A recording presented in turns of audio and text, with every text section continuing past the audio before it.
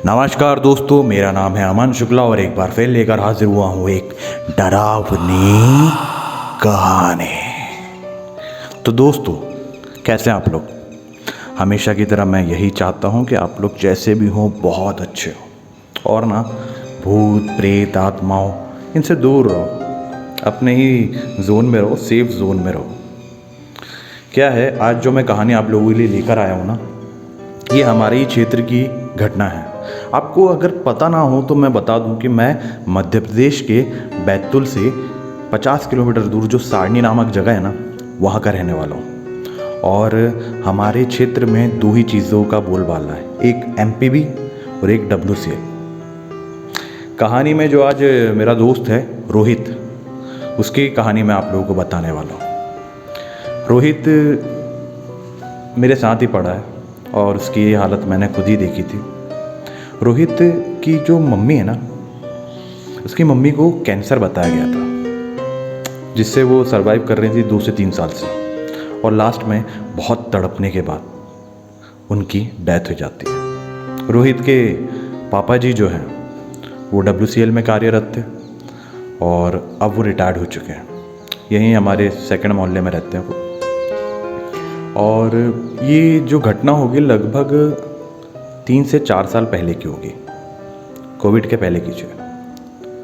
क्या होता है कि जैसे ही रोहित के घर में उसका एक भाई है और 2 सिस्टर है। 2 से 3 साल से ये लोग काफ़ी ज़्यादा परेशान थे इनकी मम्मी की हालत को लेके, क्योंकि ये ना बेड पर ही थी। आपको पता है कैंसर पेशेंट की क्या हालत होती है। तो रोहित बहुत चाहता था अपनी मम्मी को, बहुत, और सब लोग चाहते हैं, ऐसा नहीं है कि मैं किसी के प्यार पे सवाल उठा रहा हूँ। पर रोहित वाकई में बहुत ज़्यादा अपनी मम्मी से अटैच था और घर का सबसे बड़ा लड़का था। यार, ये जो पक्षियों की आवाज़ है ना, कई बार ये भी मुझे डरा देती है। तो रोहित अपनी मम्मी से बहुत ज़्यादा अटैच था और सडनली उनकी जो डेथ होती है ना, वो एक्सेप्ट नहीं कर पाता रोहित।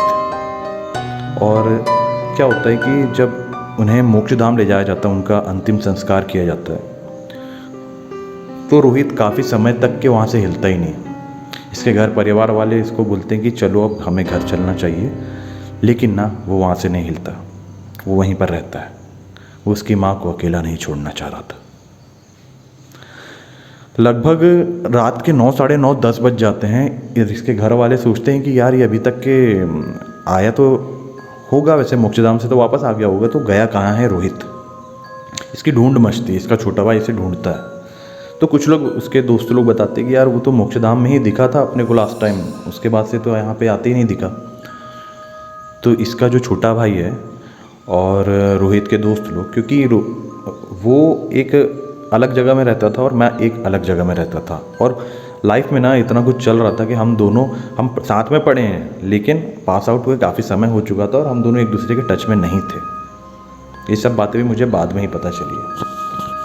तो अब क्या होता है कि रोहित की ढूंढ मचती है, इसके घर वाले इसे ढूंढते हैं, इसका भाई, इसके दोस्त लोग, जो भी हमारे दोस्त थे वहाँ पे उस समय, तो वो सब इसे ढूंढते हैं।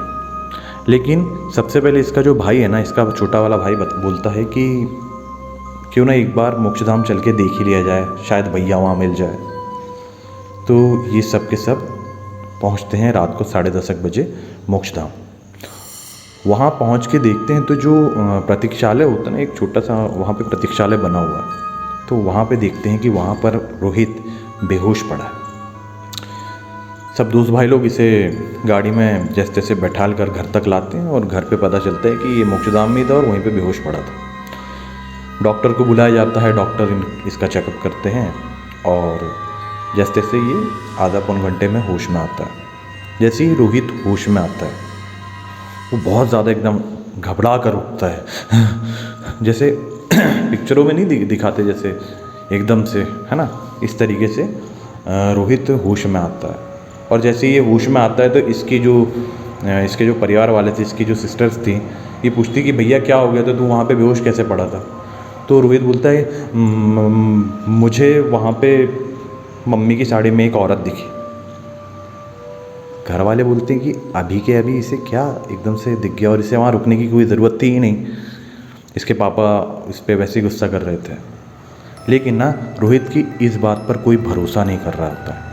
सबको पता है कि रोहित अपनी मदर से कितना ज़्यादा अटैच था, तो लोगों को लगता है कि हो सकता है कि इसे कुछ दिख गया होगा, वैसे भी शमशान घाट में दिख ही जाता है। लेकिन रोहित बोलता है कि नहीं, मुझे मम्मी की जो अंतिम विदाई में, उसकी मम्मी की जो अंतिम विदाई हो रही थी, तो उस समय जो साड़ी पे इन्हें विदा किया गया था, उसी साड़ी में एक औरत दिखी थी। लेकिन जब रोहित उनके पास जाता है और उन्हें आवाज़ देता है तो वो पलट कर देखती हैं इन्हें, वही औरत। लेकिन रोहित बताता है कि उनका कोई चेहरा ही नहीं था, कोई लाल लाल आंखें नहीं, मतलब बड़े बड़े दांत नहीं, चेहरे में कोई खरोच के निशान नहीं, कुछ नहीं, चेहरा पूरा ब्लैंक था, ना आंखें थी, ना नाक था, ना मुंह था, कुछ नहीं था। यही चीज़ देखकर रोहित बेहोश हो गया था। सर जाहिर सी बात है, ये सारी बातें रोहित ने तब बताई जब डॉक्टर और उसके सब मोहल्ले पड़ोस वाले लोग वहाँ से चले गए थे, है ना। रात के कुछ 12, साढ़े 12, 1 बजे की बात है जब रोहित ने अपने घर पर ये सब चीज़ें बताई। ये सब चीज़ें सुन के, ये सब बातें सुन के रोहित की सिस्टर बहुत ज़्यादा घबरा गई। छोटी थी और डर तो सबको ही लगता है, और अभी रिसेंटली जब उनके यहाँ मदर एक्सपायर हुई थी तो डरने वाली बात, लोग डरते हैं, सिंपल सी बात है, लोग डरते हैं जब लोगों के यहाँ डेथ होती है ना। और वैसे भी हमारे समाज में कहा जाता है कि जो मृत्यु के 13 दिन तक के, मृत्यु के बाद के 13 दिन तक के इंसान की आत्मा कहीं बाहर नहीं, अपने घर पर ही रहती है आसपास। और आपको यकीन नहीं होगा कि लोग अपने ही जैसे रोहित के यहाँ उसकी मदर गई थी, रोहित की सिस्टर, लोग उनकी मदर की स्पिरिट से, उनकी मदर की आत्मा से ही डरने लग गई थी। कितना अलग रिश्ता होता है ना आजकल, कि हमारे अपने जो जीते जिन्हें हम बहुत ज़्यादा प्यार करते हैं, अचानक उनकी डेथ के बाद हम उन्हीं की मौजूदगी से डरने लगते हैं। देखा है मैंने, खाली रोहित के यहाँ नहीं, बहुत सारे लोगों के यहाँ, अपने ख़ानदान में भी देखा है मैंने। हमारे यहाँ भी, हमारी जब दादी एक्सपायर हुई थी तो मेरी जो बुआ की बेटियाँ थी, जो बड़ी दीदी हमारी दोनों, तो वो भी बहुत ज़्यादा डरती थी। जबकि मेरी दादी जब ज़िंदा थी तो उन्हें बहुत ज़्यादा अटैचमेंट था मेरी सिस्टर लोगों को मेरी दादी से। लेकिन जब उनकी डेथ हो जाती है तो उन्हीं की आत्मा से डरने लग गए। हमारे अपने, मुझे नहीं लगता कि हमारे अपनों की जो आत्मा है कभी हमें किसी भी तरीके का नुकसान पहुंचाएगी। वो जहाँ भी होते हैं, हमारे पूर्वज हमारी रक्षा ही कर रहे होते हैं। जहाँ तक कि मैं जानता हूँ, मैंने जितना सुना है, मुझे यही पता है, हमारे पूर्वज, हमारे अपने कभी हमारे साथ गलत नहीं करते। हाँ, ये बात अलग है कि कई बार उनके रूप में कोई दूसरी एंटिटी आपको धोखे में अपने पास खींच लाए। पता है, जब ना इंसान का कुछ ऐसा ग्रह नक्षत्र बोलते हैं, ऐसा बताते हैं लोग, कि जब इंसान के ग्रह नक्षत्र में लिखा होता है ना कि आप इस शक्ति से टकराओगे अपने जीवन काल में, तो वो शक्ति आप तक पहुंचने का कोई ना कोई ज़रिया ढूंढ लेती है। खैर, अभी मैं इन सब बातों पे नहीं आऊँगा। अगर इन सब चीज़ों के बारे में आपको चर्चा करनी है तो आप हमारे चैनल को सब्सक्राइब कर लीजिए, कहानी को लाइक कीजिए, शेयर कीजिए, कमेंट करके हमें बताइए कि आपको और किन किन बातों के बारे में चर्चा करनी है। तो हम लोग फुर्सत से बैठ कर एक अच्छा सा वीडियो बनाएंगे आप लोगों के लिए, लाइव आकर बात करेंगे, है ना। आते हैं कहानी पे रोहित की इन सब बातों पे ना उसके घर वाले यकीन नहीं करते। हाँ, उसकी सिस्टर लोग डर जाती है, उसका छोटा भाई नहीं डरता, वो निडर है और अच्छा लड़का है काफ़ी। रोहित का जो छोटा भाई, उसका नाम अनिल है। अब क्या होता है कि जब से रोहित वहाँ पे ना बेहोश पाया जाता है मोक्षधाम में, और जब से उसको वहाँ से घर लाया जाता है, तो इनके मोहल्ले में ना जो कुत्ते होते हैं, हर मोहल्ले में एक कुत्तों का ग्रुप होता है, स्ट्रीट डॉग्स कहते हैं ना, उनका एक ग्रुप होता है। जब से रोहित अपने घर वापस आया था ना, इसके मोहल्ले में कुत्ते बहुत ज़्यादा भौंक रहे थे। मतलब भौंकना तो एक मतलब हद पार, पूरा मोहल्ला परेशान। और पूरे मोहल्ले में सबको ये पता था कि इनका जो बेटा है मोक्षधाम में, शमशान घाट में बेहोश था। हमारा जो क्षेत्र ना छोटा सा क्षेत्र, और यहाँ पे ना लोग ना सीधे साधे लोग हैं, तो वो ना कहीं कनेक्ट कर जाते हैं। ये मुझे बहुत डराती है, कसम से मैं बता रहा हूँ, ये मुझे बहुत डराती है। तो हमारे क्षेत्र में जो लोग हैं बहुत जल्दी कनेक्ट कर जाते हैं। सबको पता था कि रोहित वहाँ पे बेहोश था, तो सारे मोहल्ले वाले कहीं ना कहीं ये सोच रहे होते हैं कि हो ना हो इस लड़के के साथ कोई ना कोई ऐसी नेगेटिव एंटिटी यहाँ पर आ चुकी है जिसके कारण ही पूरे कुत्ते जो हैं मोहल्ले के भौंक रहे हैं। अब ये तो पहले दिन की बात थी, रात में जब रोहित अपनी सिस्टर लोगों को बता रहा था ना कि उसे एक साड़ी में एक औरत दिखी जिसने बिल्कुल उसकी मम्मी की समान साड़ी पहनी हुई थी, लेकिन उसका चेहरा नहीं था। और उसी समय क्या हो रहा था, पीछे से मोहल्ले से कुत्तों की भौंकने की लगातार आवाज़ आई जा रही थी, जिसके कारण इनकी सिस्टर लोगों का डर और भी ज़्यादा बढ़ते जा रहा था। आप इसे अंधविश्वास कह लें, लेकिन पैरानॉर्मल की दुनिया में, पैरानॉर्मल सोसाइटी में इसे एक तरीके का क्लू माना जाता है। जानवर बहुत जल्दी नेगेटिव एंटिटीज़ को महसूस कर लेते हैं। हम लोगों की बात अलग है, और कुछ होते हैं लोग जिनके अंदर एबिलिटी होती है जो महसूस कर सकते हैं नेगेटिव एंटिटी को, तो वो लोग समझ जाते हैं। और कई लोगों का ऑरा इतना ख़तरनाक होता है ना कि अगर वो किसी नेगेटिव क्षेत्र में गए भी हैं तो उनके ऑरे में इतना पावर होता है कि नेगेटिव जो एंटिटी उन पर अपना ज़्यादा असर नहीं कर पाती। मेरे साथ भी ऐसे ही कुछ है, मेरे मतलब कुछ दोस्त हैं ऐसे, उन्हें आप अच्छी से अच्छी हॉन्टेड जगह में लेके जाओ, आपको उनके सामने ना कोई भी ऐसी हरकत या कह सकते हैं किसी भी तरीके की एंटिटी का एहसास नहीं होगा, आपको कोई क्लू नहीं मिलने वाला। क्यों? क्योंकि पता नहीं उनके साथ उनका ऑरा कितना पावरफुल है। हाँ, ये ज़रूर कह सकता हूँ कि वो भगत हैं, बजरंगबली दत्ता के बहुत बड़े वाले भगत हैं। अगर उन्हें पता भी होगा, उन्हें कुछ दिखेगा भी ना, तो वो डरते नहीं हैं। हाँ, ये भी नहीं कि वो उसको चैलेंज कर ले, आ जा उखाड़ ले, जो बनता है कर ले, जय जय श्री राम बोल के मतलब पूरे भूत प्रेतों से टकरा जाना, ऐसा भी नहीं करते वो लोग। वो अगर देख लेंगे, समझ जाएंगे, तो वो बिंदास वहाँ पे खड़े रहेंगे। उनको पता है कि हाँ, वो बता देते हैं मेरे दोस्त लोग कि हाँ वहाँ पर कुछ है, लेकिन उसे अपनी जगह रहने दो और हम भी अपनी जगह सही हैं, है ना। जब तक कि वो हमें नहीं छेड़ रहा, हम भी किसी को नहीं छेड़ेंगे। और अपने को तो छेड़ना बनता ही नहीं है बॉस, अपन इंसान है, मानव जाति है, और वो प्रेत भूत उनकी दुनिया बहुत अलग है बॉस, बहुत अलग। तो जहाँ तक कि हो सके कि आप एंटरटेनमेंट के लिहाज से सुनिए कहानियाँ, लेकिन ना कभी ट्राई वाला गेम मत खेलना। मैं हमेशा समझाता हूँ आपको, इसके चक्कर में ही कहानियाँ बनती है और ये हम तक आती है, फिर हम आपको सुनाते हैं। लेकिन जो परिवार का स्ट्रगल होता है वो काफ़ी बुरा होता है। चलिए कहानी पर आते हैं। तो ये क्या होता है, इसके मोहल्ले वाले जो है ना सब समझ जाते हैं कि भाई ये रोहित के साथ कोई ना कोई ऐसी एंटिटी है जो अटैच होकर हमारे मोहल्ले में आ चुकी है, और जिसके कारण ही ये पूरे मोहल्ले के जो कुत्ते हैं ना ये भौंक रहे हैं। दूसरे दिन क्या होता है, रोहित ना एकदम गुमसुम सा बैठा होता है। उसी के घर के सामने एक जैसे बैठने के लिए पार नहीं बनाते हैं, है ना, पार, उसके ऊपर रोहित बैठा होता है। और वो ना लगातार उस जगह को घूरे जा रहा था जिस जगह पे उसकी मम्मी जी जो हैं उनकी डेड बॉडी को वहाँ पे रखा गया था, जहाँ पे जिस जगह पे, उस जगह को वो लगातार बगैर पलक झपकाए घूरे जा रहा था। सारे मोहल्ले की जो आंटियाँ लोग हैं ना, उनने भी धीरे धीरे करके नोटिस करना चालू किया कि ये 1 घंटे पहले भी यहीं बैठा था और 1 घंटे बाद भी अभी भी वहीं बैठा है। धीरे से क्या करते हैं, इसके मोहल्ले की जो आंटियाँ होती हैं वो रोहित के बाजू से निकल के इसके घर में जाती हैं, और जो रोहित की बुआ है और चाची उन्हें बताती हैं कि ये 1 घंटे से यहाँ बैठा हुआ है और लगातार घूरे जा रहा है। कुछ हमें ऐसा लगता है कि इसके साथ कुछ ना कुछ नेगेटिव एंटिटी है, कोई भूत प्रेत का साया है इसके ऊपर।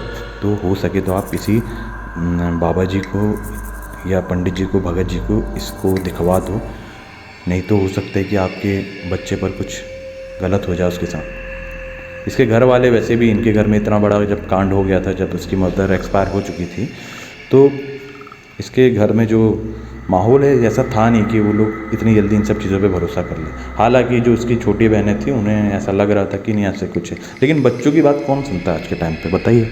कई बार बच्चे सही भी बोलते हैं, इसलिए कहता हूँ हमेशा कि बच्चों की बातों को नेगलेक्ट मत करो। हाँ, हर बात भी मानने की ज़रूरत नहीं है, पहले लॉजिकली सोचिए, आप नोटिस कीजिए, उसके बाद जब आपको फील होता है कुछ, तब आप एक्शन लीजिए।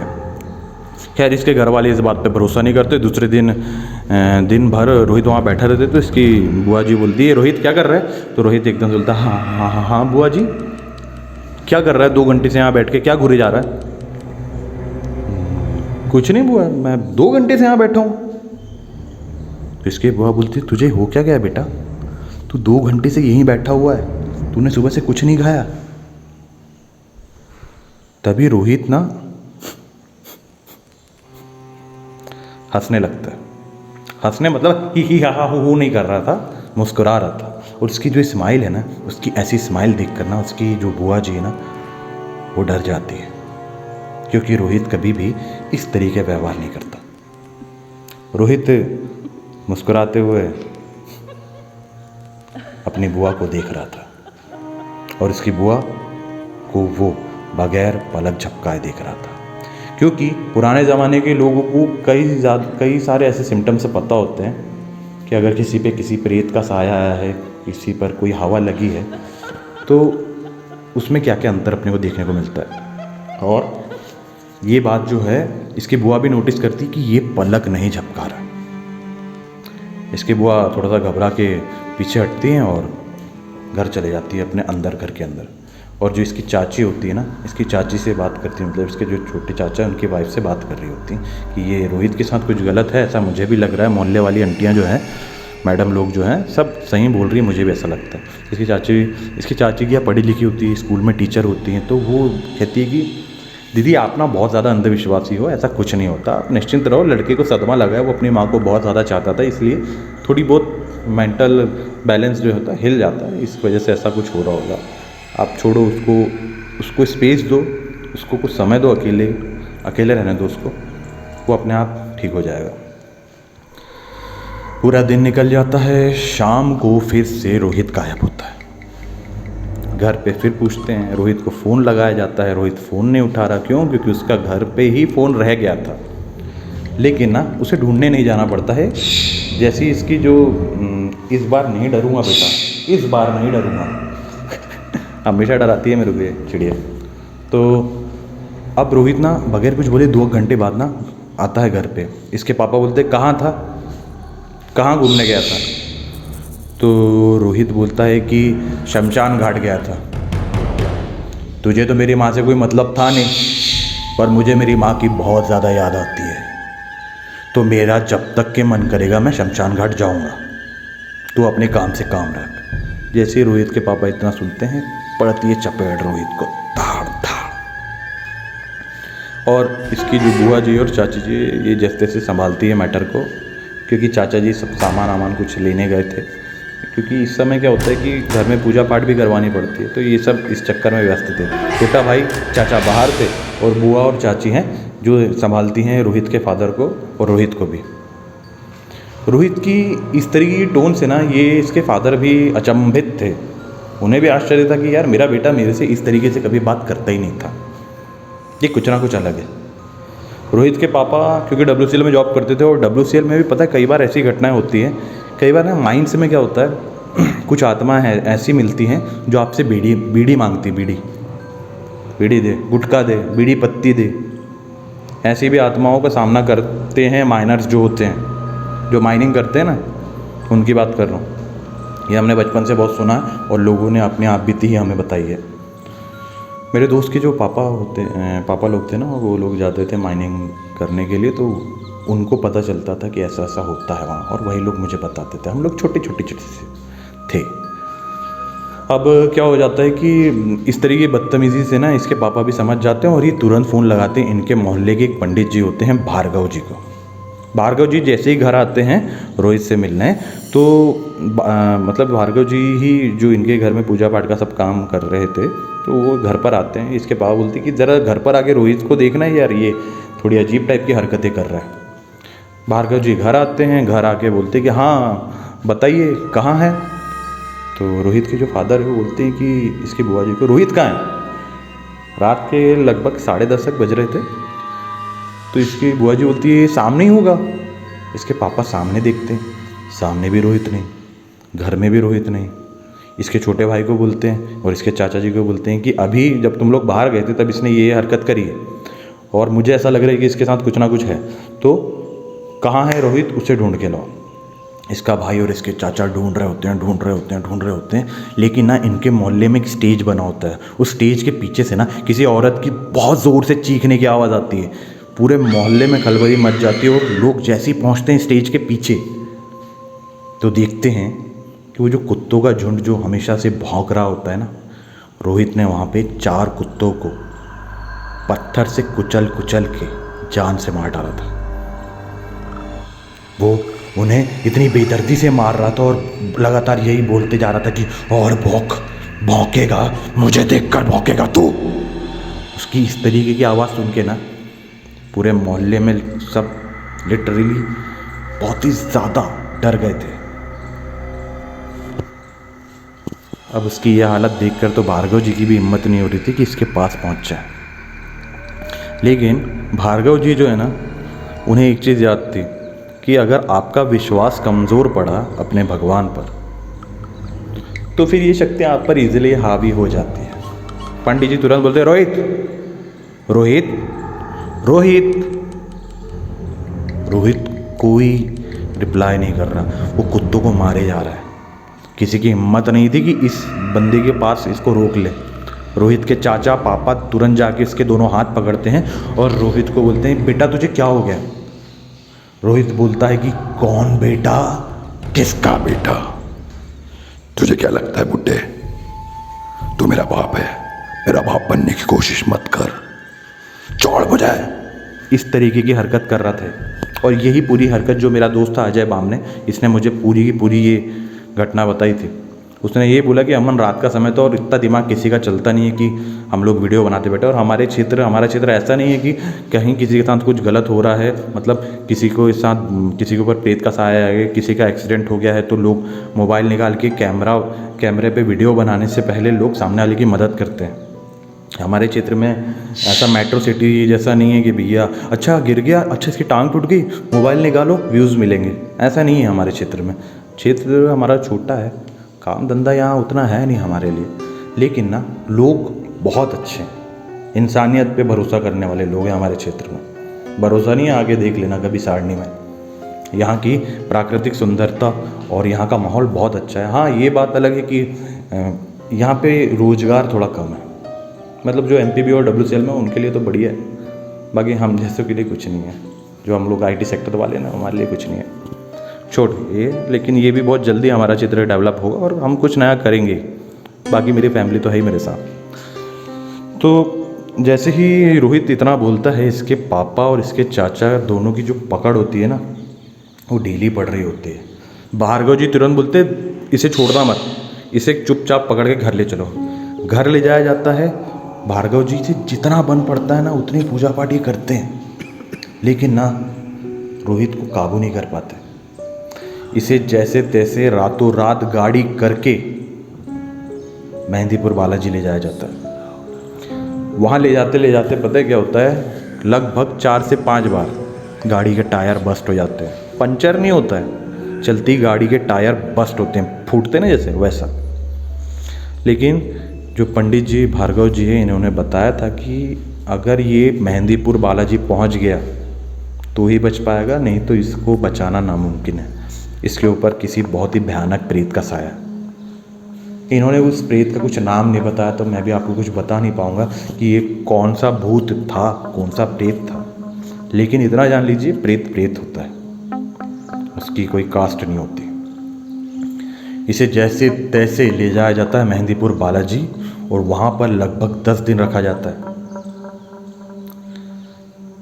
जैसे ही वहाँ से ये ठीक होता है, इसे यहाँ लाया जाता है, तो इसका छोटा भाई बताता है, मेरे फ्रेंड्स जो रहते हैं वो पूछते हैं, इससे मिलने आते हैं। रोहित आज के टाइम में बहुत बढ़िया नॉर्मल है, शादीशुदा हो चुका है और बहुत अच्छे से अपना जीवन जी रहा है। लेकिन ना जो हमारे दोस्त लोग बताते हैं कि उस समय इसके छोटे भाई ने बताया था कि इसके ऊपर लगभग 8 से 10 प्रेत आत्माओं का साया था, एक का नहीं।